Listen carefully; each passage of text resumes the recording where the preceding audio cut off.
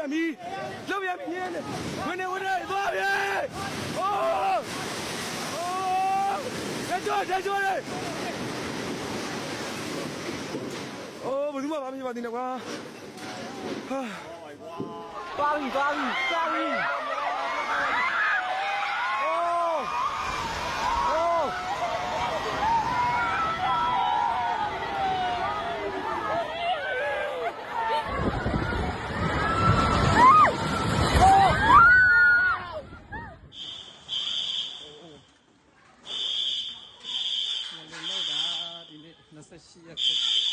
တထောင်တို့ရောက်ရှိကြပြီးငလင်ဘေးဒဏ်ကြောင့်ထိခိုက်ဒဏ်ရာရရှိခဲ့သူများအားဇေဝကုသမှုဆောင်ရွက်ပေးနေမှုများကိုကြည့်ရှု၍